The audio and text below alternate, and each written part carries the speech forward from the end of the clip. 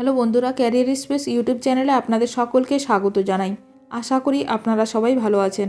আজকে এই মুহূর্তে শিক্ষক নিয়োগ সংক্রান্ত যে সবচেয়ে গুরুত্বপূর্ণ আপডেট উঠে এসেছে, বিস্তারিত সেই সম্পর্কে আলোচনা করব। তাই ভিডিওটি অবশ্যই শেষ পর্যন্ত দেখবেন নিয়োগ সংক্রান্ত অনেক নতুন নতুন আপডেট পাওয়ার জন্য। বন্ধুরা, শিক্ষা সংক্রান্ত ও চাকরি সংক্রান্ত সমস্ত রকমের লেটেস্ট আপডেট আপনারা এই চ্যানেলে পাবেন। তাই চ্যানেলটি এখনই সাবস্ক্রাইব করে রাখবেন এবং পাশে থাকা বেল আইকনটিকে অবশ্যই প্রেস করে রাখবেন পরবর্তী সমস্ত রকম লেটেস্ট আপডেটগুলো সবার আগে পাওয়ার জন্য। স্কুল সার্ভিস কমিশনের শিক্ষক নিয়োগ বন্ধ রাজ্যে, চাকরির আশায় বিহার পাড়ি বাংলার চাকরি প্রার্থীদের। রাজ্যে স্কুল সার্ভিস কমিশনের মাধ্যমে শিক্ষক নিয়োগ বন্ধ রয়েছে। এই অবস্থায় শিক্ষক হতে বিহার পাড়ি দিচ্ছেন বঙ্গের চাকরি প্রার্থীরা। এক সময়ে বিহার থেকে বাংলায় নানা পেশার টানে ছেলেমেয়েরা যেমন আসতো, এখন তার উল্টো স্রোত বইছে।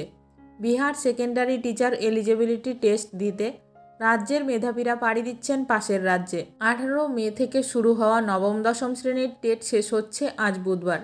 11 জুন থেকে শুরু হবে একাদশ দ্বাদশ শ্রেণীর টেট। তাতেও বাংলার অনেকে আবেদন করেছেন। চাকরি প্রার্থীরা বলছেন, আমাদের রাজ্যে পরীক্ষা হলে জেলাতেই কোনো কেন্দ্রে পরীক্ষা দিতে যেতাম।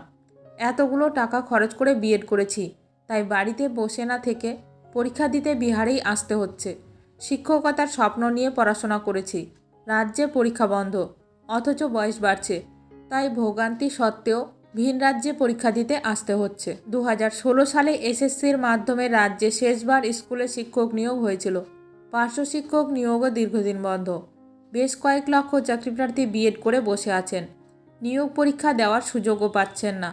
বিএড কলেজের শিক্ষকদের হিসাব অনুযায়ী বিহারের সেকেন্ডারি টিচার এলিজিবিলিটি টেস্ট বা স্টেট দিতে পশ্চিমবঙ্গ থেকে কম করে 40,000 পরীক্ষার্থী যাচ্ছেন। এই বিপুল সংখ্যা অনেককেই অবাক করছে। ভিডিওটি ভালো লাগলে অবশ্যই লাইক করবেন। আজকের ভিডিওটি এখানেই শেষ করলাম।